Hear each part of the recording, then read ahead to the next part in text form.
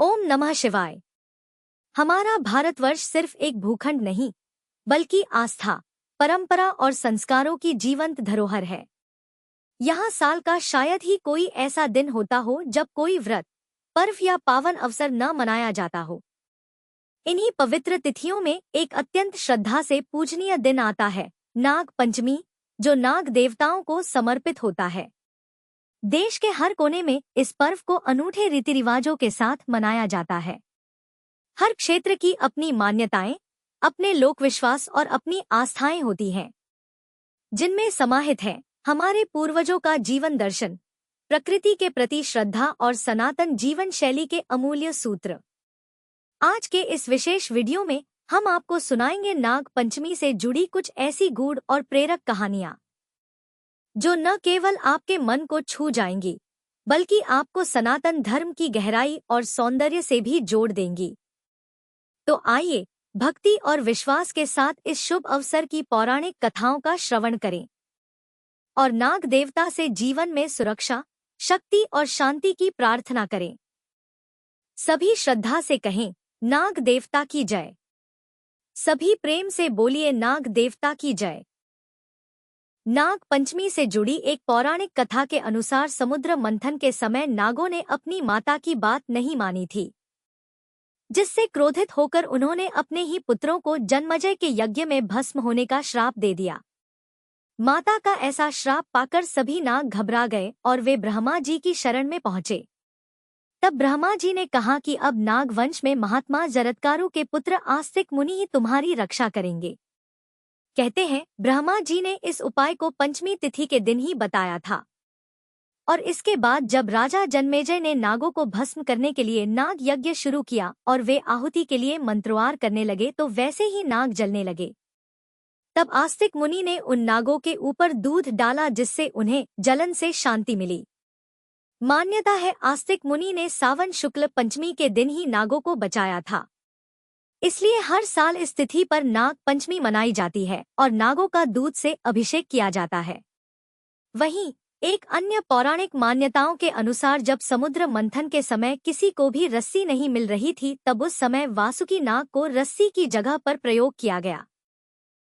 कहते हैं, इसके बाद से ही इस तिथि को नाग पंचमी का पर्व मनाया जाने लगा। एक और कथा के अनुसार भगवान श्री कृष्ण ने इस दिन ही कालिया नाग का अहंकार तोड़ा था। भगवान कृष्ण ने कालिया नाग को हरा दिया था, इसलिए इस दिन नागों की पूजा की जाती है। हमारे देश के कुछ हिस्सों में तो नाग पंचमी का पर्व केवल एक ही दिन मनाया जाता है, लेकिन हमारे देश में कुछ जगह ऐसी भी हैं जहां पर यह उत्सव सिर्फ एक दिन का नहीं होता, बल्कि यहां लगभग 15 दिनों तक यह उत्सव मनाया जाता है।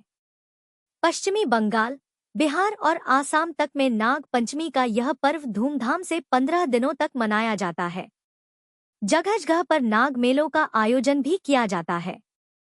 पूर्वी बिहार में नाग पंचमी के विशेष अनुष्ठान के लिए बारी कलश की स्थापना की जाती है। यह मिट्टी का एक बड़ा घड़ा होता है। इसके चारों ओर गोबर से सुंदर आकृति बनाई जाती है और इन आकृतियों में सांप की आकृतियां सबसे अधिक होती हैं। फिर कलश की स्थापना करके 5 नागिन बहनियों को बुलाया जाता है और कलश पर स्थापित किया जाता है। इनके नाम हैं जया विशारी, दुतिला विश्री, पद्मा कुमारी, आदि सुमन विशारी और मैना विषय। 5 बहनें विष कलश पर विराजमान की जाती हैं और प्रतीक के रूप में कलश पर 5 बहन विषहरी की आकृति बनाई जाती है। कहीं कहीं पर तो इन कलशों पर जीवित सर्प भी बिठाए जाते हैं। नाग पंचमी की कथा में बहुला विषरी की कथा भी सुनी जाती है। बहुला विषय की कथा सित्व, समर्पण और साहस की अनुपम गाथा है। यह कथा एक ऐसी कथा है जो दिल को छू लेती है और आत्मा को झकझोर देती है। पुराणों में नागों का विशेष महत्व बताया गया है। भगवान श्री विष्णु की शया के रूप में शेषनाग का नाम आता है, तो यह भी मान्यता है कि शेषनाग के फल पर ही यह संपूर्ण पृथ्वी टिकी हुई है। भगवान कृष्ण द्वारा यमुना जी में निवास करने वाले कालिया नाग को वश में करने की कथा तो आप सभी जानते हैं, लेकिन कहते हैं कि श्री कृष्ण ने कालिया को कुश से नाथा था, जिसके प्रभाव से कुश में आज भी विष का अंश माना जाता है और ग्रामीण अंचलों में आज भी नाग पूजा में कुश का उपयोग किया जाता है। बहुला विश्री की कथा शुरू होती है। 5 बहनों मैना, बहला, भवानी, विष और पद्मा से कहते हैं कि एक बार भगवान शिव सौध्या के तालाब में स्नान कर रहे थे। इसी दौरान उनकी जटा से 5 बाल टूट गए और इन्हीं जटाओं के 5 टूटे बाल से जन्म हुआ 5 बहनों का। यह पांचों बहनें मृत्यु लोक में अपनी पूजा कराने की इच्छा रखती थी। तब उन्होंने भगवान शिव से कहा कि हम चाहती हैं कि हमारे लिए भी लोग पूजा करें। लेकिन भगवान शिव ने मना कर दिया और कहा कि पूजा पाने के लिए देवताओं की तरह कार्य करने होते हैं, जन कल्याण करना होता है। तब उन पांचों में से एक ने तो भगवान शिव की बात मान ली। अब दूसरी सोचने लगी कि पता नहीं वह लोगों का भला कर भी पाएगी कि नहीं। एक ना इधर की रही ना उधर की, यानी कि वो कोई फैसला ही नहीं कर पाई। फिर एक ने सोचा जो और बहनें कर लेंगी तो वो भी वही करेगी। लेकिन एक ने तो ठान लिया कि चाहे कुछ भी हो जाए वह तो पूजा लेकर ही रहेगी।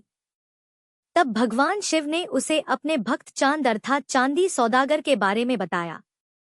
उन्होंने कहा, चांद सौदागर अगर तुम्हारी पूजा मान लेगा तो सब तुम्हें पूजा देने लगेंगे। जाओ प्रयास करके देख लो। यह सुनकर विषारी चांद सौदागर के द्वारे चली। चारों बहनें भी उसके पीछे चलने लगी। विषहरी ने चांद सौदागर से पूजा की मांग की, लेकिन चांद सौदागर ने इसे ठुकरा दिया। इस अपमान से क्रोधित होकर विषहरी ने बदला लेने का निश्चय किया। वह जब जो चाहे भेष बदल सकती थी, तब उसने एक ब्राह्मण का वेश धारण किया और चांद सौदागर के पास जाने लगी। चांद सौदागर ने देखा कि ब्राह्मण तो निसंतान है और उसे सम्मान तो देता था, लेकिन मन से नहीं मानता था। कुछ दिनों तक विषैरी बना ब्राह्मण चांद सौदागर के पास जाता रहा, उससे वार्तालाप करता रहा। अब चांद सौदागर उसे सम्मान तो देता था कि वह एक ब्राह्मण है, लेकिन मन से नहीं मानता था। और फिर वो यह भी नहीं जानता था कि यह ब्राह्मण विषय ही है। और जब विषैरी ब्राह्मण चांद सौदागर के पास से चला जाता तो जिस जगह पर वह ब्राह्मण बैठा करता उस जगह पर बैठने की जगह की मिट्टी को हटवाकर वह सौदागर गोबर से लिपवाता था।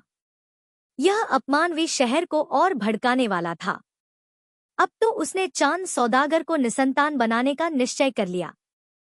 चांद सौदागर के 6 पुत्र थे।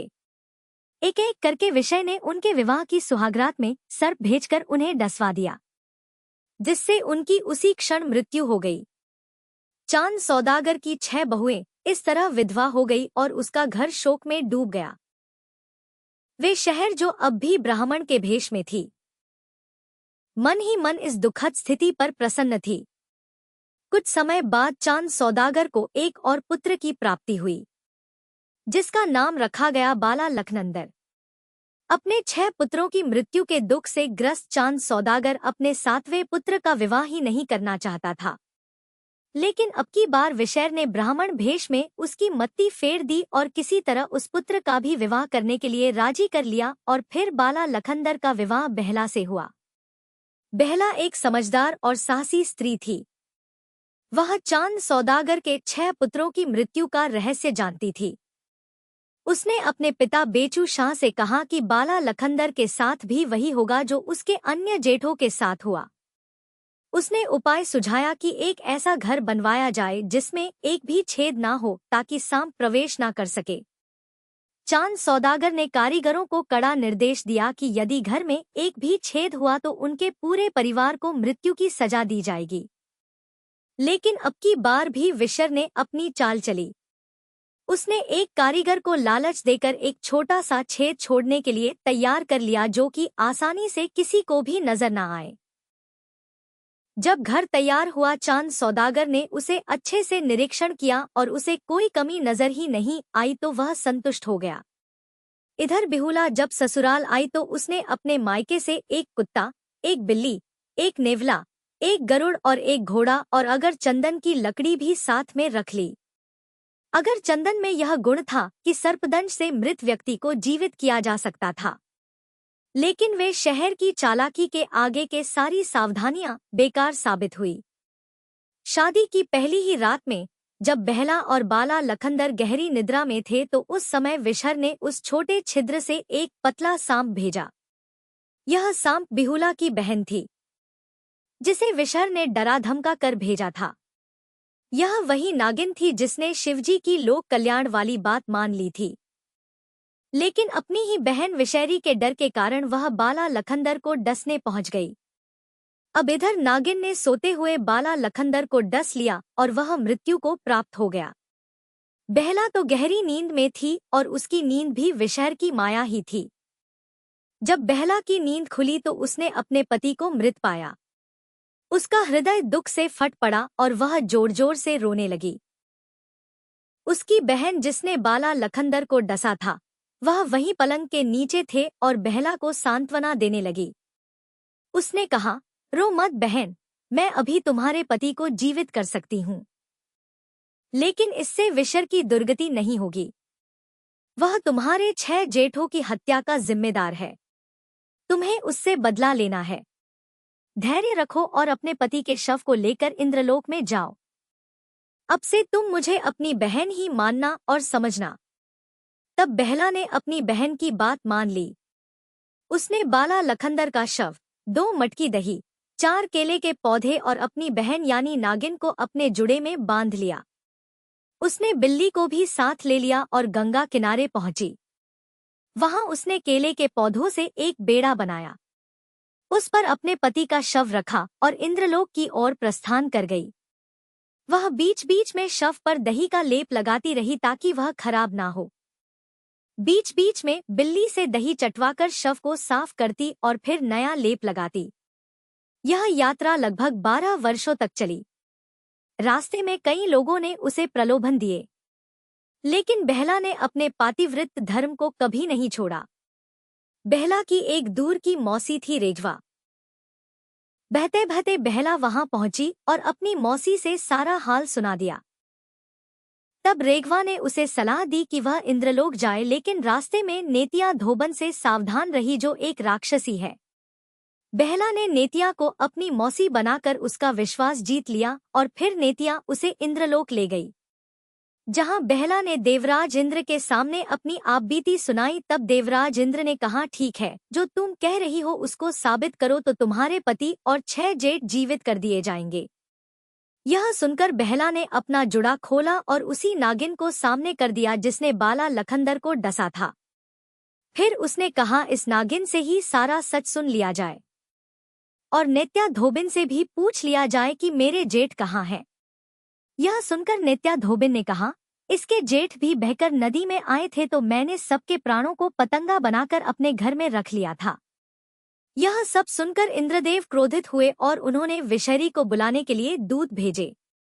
दूत विषहरी को पकड़ कर ले आए। फिर नागिन ने विष के सामने सारा रहस्य खोल दिया। इससे विषहरी को काटो तो खून नहीं, लेकिन अब वो कर भी कुछ नहीं सकती थी। देवराज इंद्र ने बिहुला के जेठों और बाला लखनदर को जीवित कर दिया। बेहला ने विशर को सजा देने के लिए उसे डोरी में बांधकर अपने साथ ले लिया।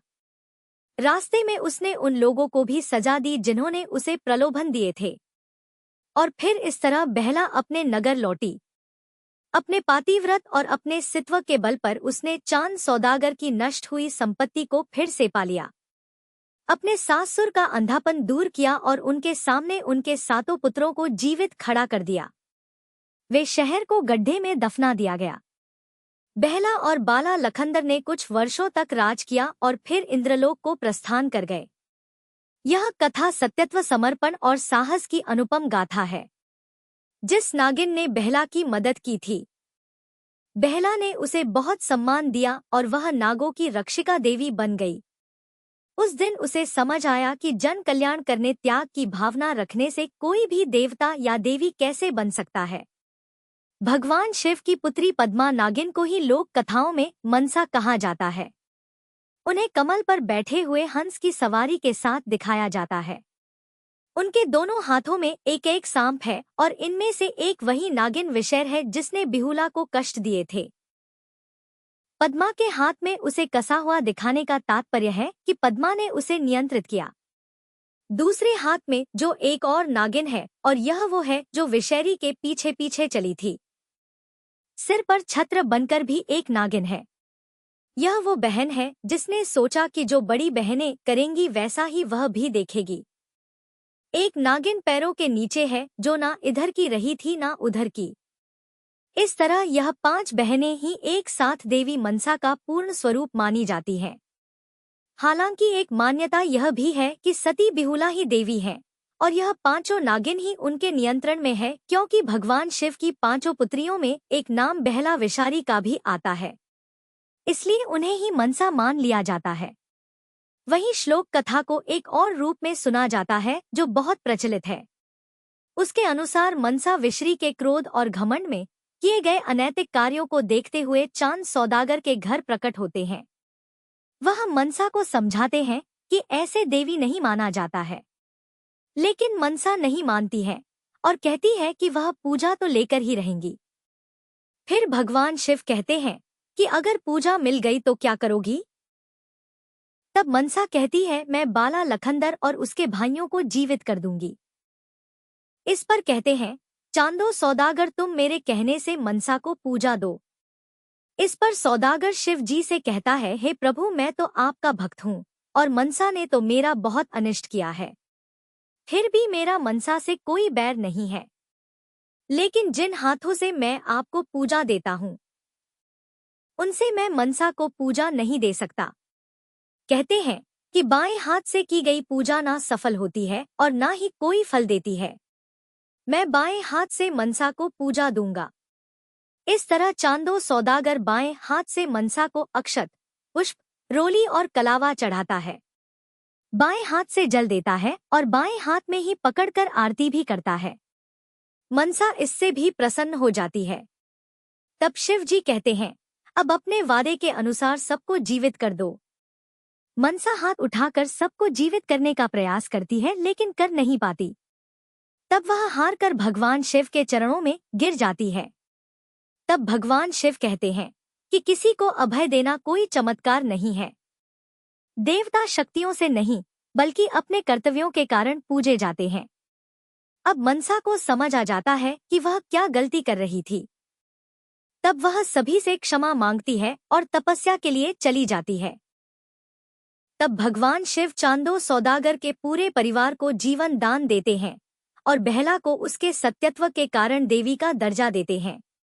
उधर तपस्या के बल पर मनसा भी सात्विक बुद्धि की होकर जन कल्याण में जुट गई और लोगों का कल्याण करने लगी।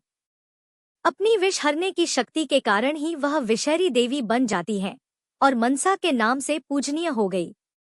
आज भी मनसा देवी की पूजा बाएं हाथ से ही करने की मान्यता अधिक है। तो यह थी नाग पंचमी के दिन सुनी जाने वाली कुछ लोक कथाएं। यह थी नाग पंचमी से जुड़ी अद्भुत, भावुक और प्रेरणादायक कथाएं, जो हमें सिखाती हैं कि श्रद्धा, सत्व और त्याग से ही जीवन में सच्चा कल्याण संभव है। आप सभी को नाग पंचमी की मंगलमय शुभकामनाएं। प्रेम से बोलिए, नाग देवता की जय।